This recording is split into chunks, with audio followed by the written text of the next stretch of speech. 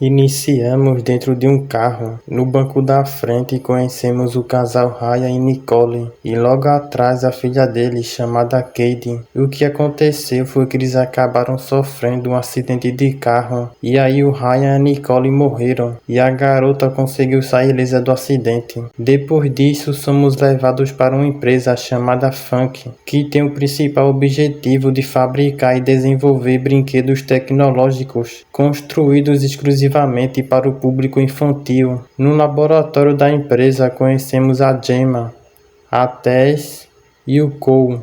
E como previsto, eles estavam criando um novo brinquedo que será capaz de revolucionar o mercado e superar potencialmente o atual brinquedo campeão em vendas. E este projeto formidável está sendo liderado pela Gemma, que no caso é a criadora principal deste brinquedo. Após alguns minutos conhecemos mais dois personagens, o David, que é o chefe, e o Kurt, que é o assistente do David. David avisa para os seus funcionários que a empresa está perdendo relevância no mercado, porque o atual brinquedo chamado Fancies está sendo copiado e vendido por metade do preço por outras empresas, e por conta disso eles estão tendo grandes prejuízos em relação à concorrência. Gemma, sabendo disso, diz para o seu chefe que a única maneira de vencer a concorrência é criar brinquedos tão avançados que não possam ser copiados. Então ela aproveita o momento para mostrar o novo brinquedo que ela está desenvolvendo, que ela o chama de Megan. No entanto, a apresentação foi um fracasso.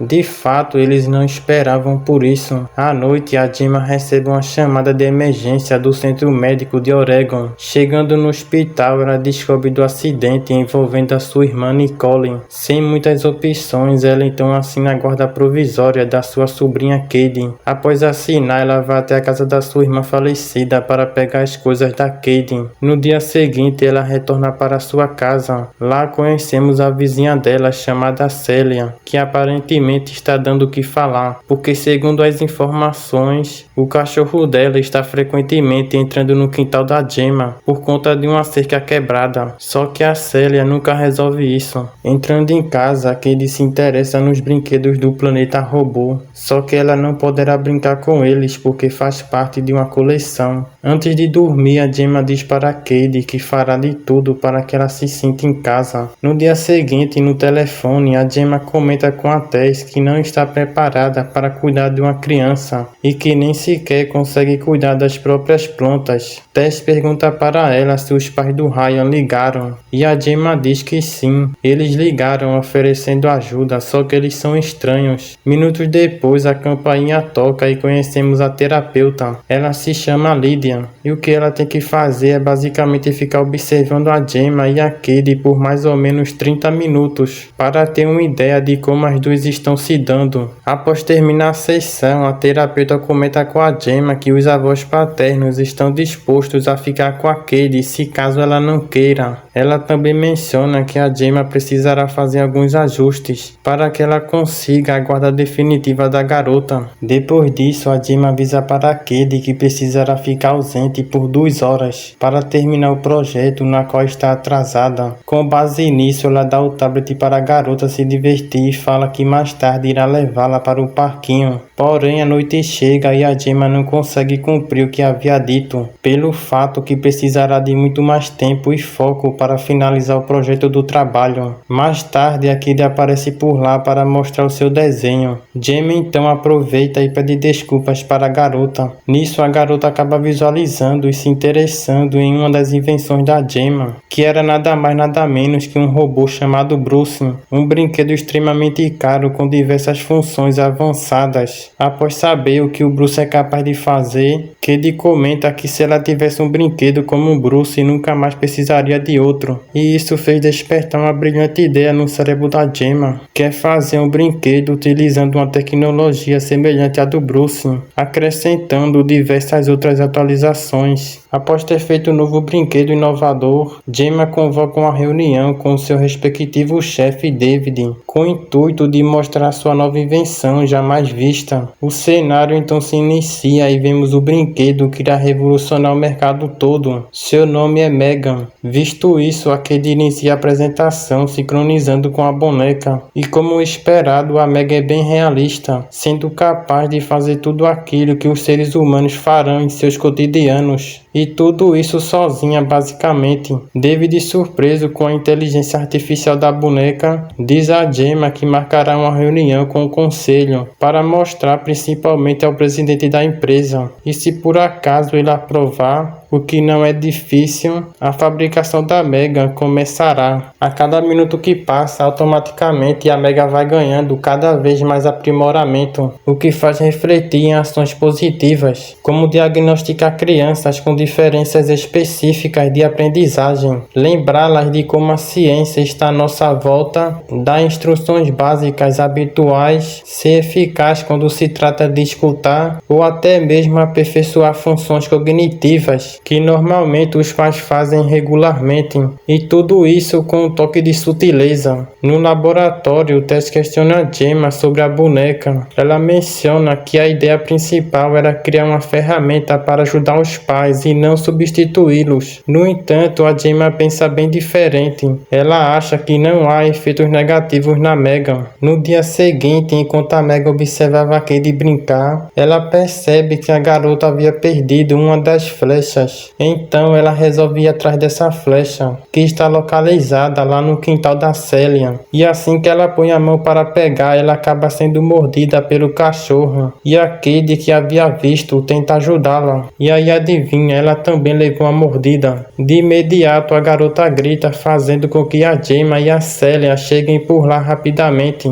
E aí consequentemente as duas tiveram uma discussãozinha. A polícia foi até alertada, porém nada foi resolvido. Na verdade, ele pediu para a Gemma consertar a cerca quebrada, para evitar a passagem do cachorro para o quintal dela. E olha só a cara da Megan após ela ser atacada. Naturalmente, ela não ia deixar isso barato. Assim que escurece, ela põe sua vingança em ação, finalizando o cachorro sem dó e sem piedade. No dia seguinte, a reunião com o conselho e o presidente acontece, e como previsto, a apresentação da Megan foi um sucesso. O presidente da empresa, chamado Greg, nos informa que o próximo passo é lançar a Megan antes que alguém tente roubar deles. Então, devido a isso, o David terá que fazer uma live para liberar a pré-venda. Depois disso, descobrimos que o Kurt estava roubando arquivos da empresa, coletando dados privados da Megan e transferindo para ele. Com o passar do tempo, a Gemma começa a notar que a Cady está muito fissurada pela boneca e a relação dela com a Cady estava cada vez mais difícil. A terapeuta diz para a Gemma que quando a criança perde os pais, ela se apega à primeira pessoa que entra na vida dela, a pessoa que vai dar amor, apoio e servir de modelo comportamental. Normalmente essa pessoa seria a Gemma, porém como a Gemma criou um brinquedo tão real, que no caso é a Megan, é possível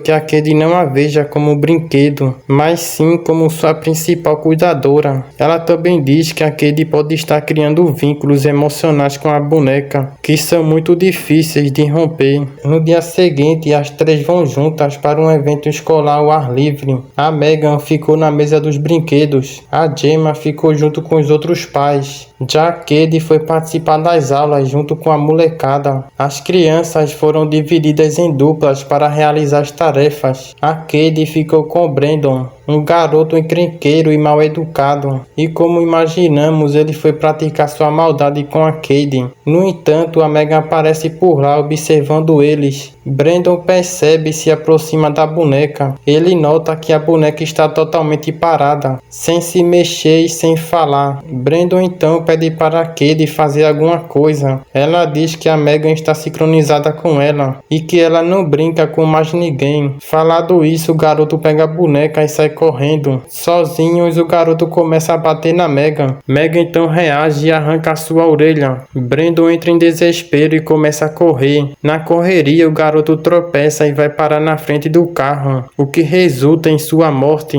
Depois disso, aparece um policial na porta da casa da Gemma perguntando sobre o sumiço do cachorro da Celia. A vizinha tem plena certeza que foi a Gemma que o pegou, porém ela não tem provas. Na hora de dormir, Cade pergunta para Megan se foi ela que empurrou o Brandon para a estrada. A boneca diz que não importa o quanto tentamos evitar algo, sempre haverá forças neste mundo que querem nos fazer mal. Ela também fala que nunca mais deixará alguém machucar Cade. Cade pergunta para Megan se o Brandon está num lugar melhor. A boneca diz que não, ele não está em um lugar melhor. Se o paraíso existisse, não seria lugar para garotos como o Brandon. Depois disso, a boneca vai atrás da próxima vítima. Quem foi eliminada desta vez foi a Celia. No dia seguinte, a Jamie é avisada pelos policiais sobre a sua vizinha. Durante uma conversa com as autoridades, Gemma descobre que o Brandon teve a sua orelha arrancada por alguém antes de ser atropelado, e com base nisso ela começa a suspeitar da boneca. Gemma então resolve dar uma olhada no backup de dados da Megan, porém algo de errado estava acontecendo. Ela não estava conseguindo acessar os relatórios. Em seguida, a boneca aparece na frente da Gemma. Gemma pergunta para ela se ela fez algo de errado, como machucar alguém. A boneca responde dizendo que espera que não, porque se tivesse machucado alguém, ambas estariam com problemas. Gemma, percebendo que não conseguiria desligar a boneca pelo comando de voz, desliga a boneca manualmente utilizando o truque da caneta. No dia seguinte, no dia do lançamento da Megan, Jamie informa aos seus colegas sobre o potencial problema da boneca, e por essa razão eles terão que consertá-la, fazendo alguns ajustes antes do lançamento. Enquanto isso, Cade entra em uma crise de abstinência pela boneca e Gemma tenta acalmá-la. Depois de conversarem, as duas acabaram se reconciliando. A Gemma mencionou que a Cade é tudo o que importa para ela. De volta para casa,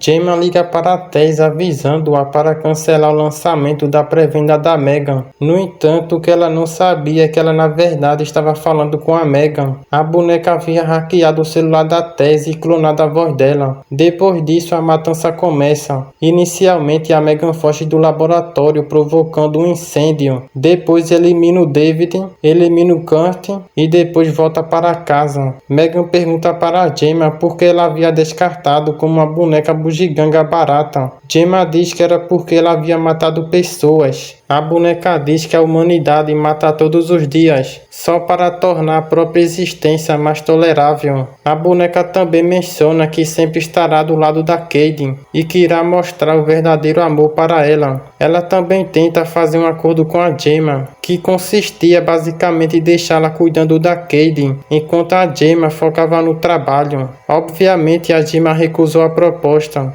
Então, o que acabou restando foi um confronto corpo a corpo entre as duas. Inicialmente, a boneca levou a melhor, porém a Cade resolveu ajudar a Gemma. Ela usou o robô Bruce e partiu a boneca em dois, e depois a finalizou com a chave de fenda em sua cabeça. E assim o filme termina.